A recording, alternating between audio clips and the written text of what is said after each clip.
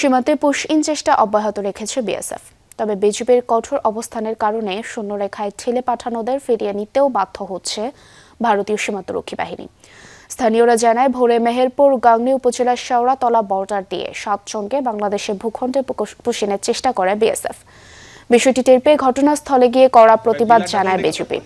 এ সময় স্থানীয় বাসিন্দারাও অবস্থান নেয় বিজিবির সাথে। শেষ পর্যন্ত সীমান্তের শূন্যরেখা থেকে নারী, শিশু সহ 7 জনকে ভারতের অভ্যন্তরে ফিরিয়ে নেয় বিএসএফ। পুশ-ইন ঠেকাতে জেলার বিভিন্ন সীমান্তে নজরদারি বাড়িয়েছে বিজিবি। 5টার সময় দেখছি ওই লোকগুলো আসছে, আসার পরে তারপরে পার করার চেষ্টা করে, আমরা বাধা দিই। 6 জন পুরুষ 1 জন নারী আটকানোর পরে জনগণ ওঠার পরে সকাল 8টার সময় জনগণের চাপ দেখি এবং বিজিবির চাপ দেখি তারা ভারতের বিএসএফ উঠি নাই। এদিকে নওগাঁর সাপাহার সীমান্তে শূন্যরেখা থেকেও ঠেলে পাঠানো 9 জনকে ফিরিয়ে নিয়েছে বিএসএফ। প্রায় 20 ঘন্টা পর গতরাতে তাদের ভারতের অভ্যন্তরে নিয়ে যাওয়া হয়। এ সময় লাইট বন্ধ রাখে বিএসএফ। বিজিবি জানায়, বুধবার ভোরে সাপাহারের আদাতলা সীমান্ত দিয়ে নারী, শিশু সহ 9 জনকে পুশ-ইনের চেষ্টা করে ভারতীয় সীমান্তরক্ষী বাহিনী। খবর পেয়ে বর্ডার এলাকায় কঠোর অবস্থান নেয় বিজিবি। ভেস্তে যায় বিএসএফ এর পুশ-ইন চেষ্টা। বাতি বন্ধ ছিল, ওদের ওখানে গাড়ি আসছিল, গাড়ির আলা পেয়েছিলাম আমরা। তো বাংলাদেশে আসার কোনো চান্স নাই, গেছে আপনার জেলে ইন্ডিয়ায় গেছে হয়তো, ওদের লোক ওরাই ফেরত নিয়েছে আবার। দর্শক, মেহেরপুর থেকে এ বিষয়ে আরো জানাতে যুক্ত হচ্ছেন সহকর্মী রমিজ আহসান। রমিজ, বিএসএফ এর পুশ-ইনের চেষ্টার বিষয়ে কি বলছে বিজিবি এবং সীমান্তে নজরদারি এই মুহূর্তে কেমন দেখছেন?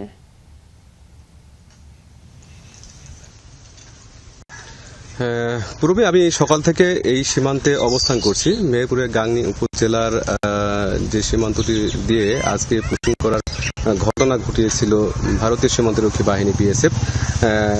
শেওড়াতলা সীমান্ত, এই সীমান্ত দিয়ে 7 জনকে পুশ-ইন করার চেষ্টা করে ভারতীয় সীমান্তরক্ষী বাহিনী।